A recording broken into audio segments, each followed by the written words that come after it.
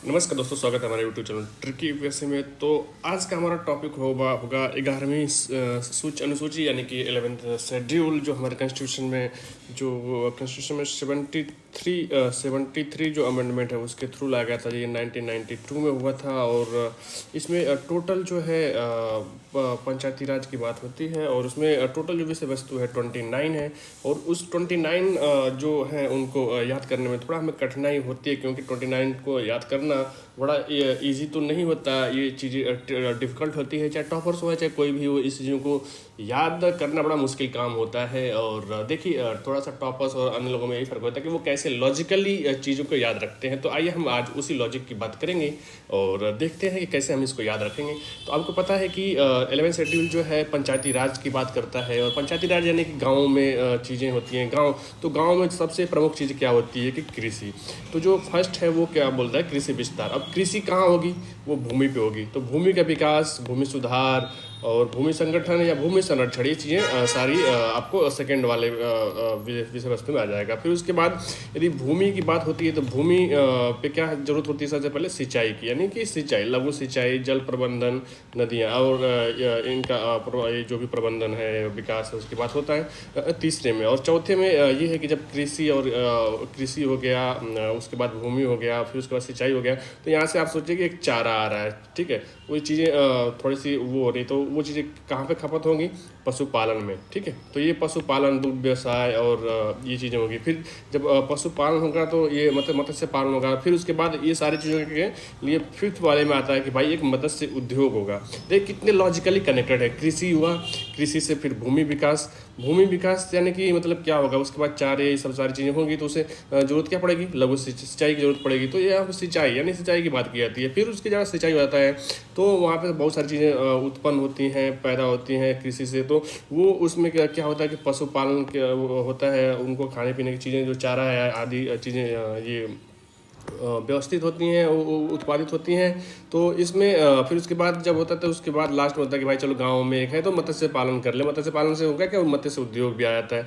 अब यह सारी चीज़ें आपको पता है कि गांव में उसके बाद सारी चीज़ें होती हैं, जैसे कि जो वन्य जीवन है, कृषि खेती है। हमने नॉर्मल तो खेती कर ली, अब यहाँ पे खेती करते हैं, जो वहाँ पे खेती है, जो वनों में खेती होती है उसकी बात करते हैं। अब जब वन की बात आ गई तो वहाँ पे लघु वन की भी होती है, जो लघु वन से उत्पत्ति होते हैं, माइन प्रोडक्ट होते हैं, लघु जो होते हैं वो। उसके बाद जब लघु वन की बात होती थी तो यहाँ से लकड़ी उकड़ी आता है, तो वो क्या हो गया, लघु उद्योग हो गया। लघु उद्योग 8वां के नंबर पे आ गया। 9वां लघु उद्योग के बाद ये कैसे डेवलप होगा, आपको पता ही होगा। लघु उद्योग में खाद्य एवं ग्रामीण उद्योग आते हैं, जो छोटी छोटी चीज़ों को बनाते हैं।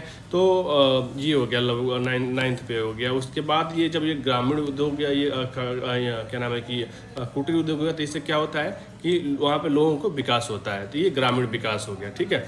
अब ग्रामीण विकास हो गया। अब ग्रामीण विकास भाई पीने वाले के लिए साफ पानी जब तक नहीं है तब तक तो नहीं होगा।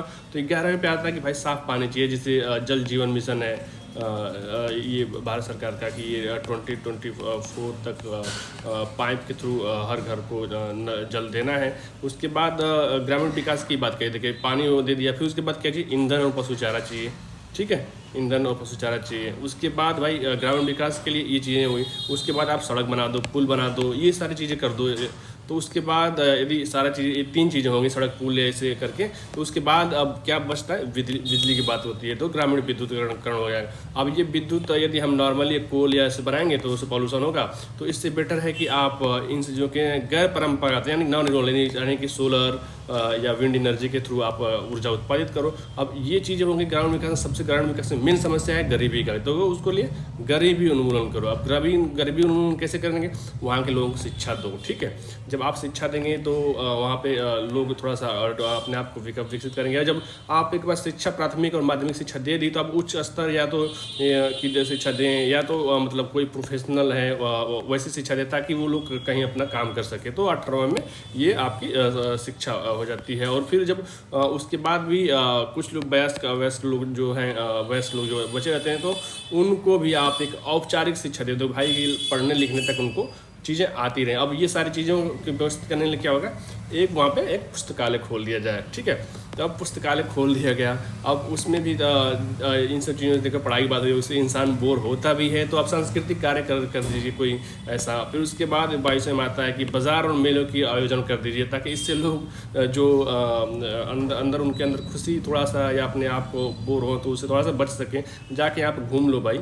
और उसके बाद अब होता है कि विकास में सबसे गाड़ी में विकास में स्वास्थ्य समस्या आती है, तो स्वास्थ्य की वहाँ पे जैसे जो भी ना प्राथमिक समस्याएं हैं, प्राथमिक जो स्वास्थ्य केंद्र हैं उनकी स्थापना कर दी जाए, तो ऐसी संस्थाएं को खोल दी जाए। अब ये खोल दी जाए तो क्या होगा, पारिवारिक समृद्धि हो जाएगी, ठीक है, नहीं परिवार खुशहाल होगा। अब परिवार खुशहाल तब तक नहीं हो सकता जब तक वहाँ की महिला का विकास ना हो, महिला और बाल विकास का मतलब जो बच्चों हैं उनको विकास ना हो, तब तक ये चीज़ें नहीं हो सकती। जब ये पारिवारिक वृद्धि होगी तो एक समाज है, जो समाज अपने आप में एक विकसित हो जाता है। तो ये सामाजिक वृद्धि की बात करते हैं कि ये भाई ठीक है वो समाज, अब लेकिन समाज में वृद्धि तब तक नहीं हो सकता जब तक कि ये कमज़ोर वर्ग वहाँ के जो समृद्ध ना हो पाए। यानी कमज़ोर वर्ग में जैसे ऐसे हुआ वृद्ध लोग हो गए, या तो दिव्यांगजन जो लोग हो गए, यानी इनकी भी जो समृद्धि इनकी सामाजिक समृद्धि के साथ साथ इन लोगों की भी समृद्धि होनी चाहिए।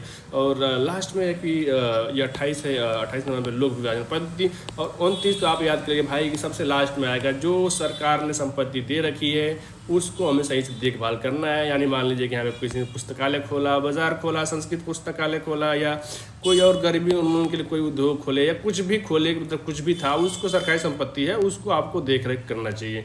तो ये आपकी कर्तव्य बनता है और ये हमारे मौलिक कर्तव्य भी हैं। तो आज के लिए बस इतना ही। हमें आशा है कि आप एक बार इसको कनेक्ट कर लें तो याद हो जाएगा, क्योंकि मुझे नहीं लगता कि बहुत ही टफ है, क्योंकि मैंने भी याद ऐसे ही किया है कि गांव में क्या होता है, कृषि होती है, कृषि से क्या होता है कि भूमि वहाँ पे भूमि की हो जाती है, कृषि कहाँ होगी, खेती में, मतलब भूमि पे होगी। भूमि के बाद क्या होगा, उसको सिंचाई चाहिए, सिंचाई के बाद क्या होगा कि भाई ठीक है, वहाँ से जो भी चीज़ उत्पन्न होती है वहाँ पशुपालन और चारा इन सब चीज़ों के लिए यूज हो जाएंगी। और जब वहाँ पर हो जाएगा तो उसके बाद उद्योग हो जाएगा। उद्योग के बाद भाई उद्योग कहाँ से बनेंगे, फिर ये वन जीवन की बात होती है और खेती की बात होती है, यानी कि मत्स्य उद्योग हो गया। उसके बाद आप देखिए सारी दो तरह खेती तो हो ही गई, एक तो नॉर्मल लैंड पे हो गई, एक कृषि हो रही है आपकी वन में हो रही, और वन में हो रही है तो वहाँ से जो भी लघु वन है उनकी उत्पत्ति होगी। और जब लघु वन से हो जाएगा लघु उद्योग से हो जाएगा आपका जो भी लघु उद्योग में खादी और ग्रामीण विकास की बात होती है वो सारी चीज़ें हो जाएगी।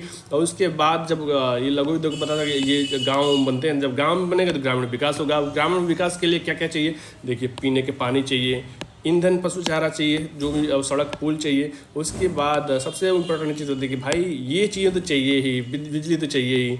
और बिजली के बाद आपका समझ में आता है कि भाई वो बिजली किस स्रोत से उत्पन्न हो, यानी कि वैसे स्रोत नॉन रिन्यूएबल होना चाहिए, जो सोलर ऊर्जा एनर्जी हो या कोई और हो। फिर उसके बाद इससे क्या होगा कि आपकी गरीबी उन्मूलन होगी। अब गरीबी उन्मूलन के लिए क्या करना पड़ेगा कि आपको लोगों को शिक्षा देना पड़ेगा। और शिक्षा में पहले आप प्राथमिक और माध्यमिक शिक्षा पर ज़्यादा जोर देंगे, उसके बाद यांत्रिक और व्यावसायिक प्रशिक्षण पे आप ध्यान देंगे। इसके बाद यानी कि यांत्रिक यानी कि ये सारी चीज़ें टेक्निकल या ऐसे प्रोफेशनल एजुकेशन आप दे देंगे।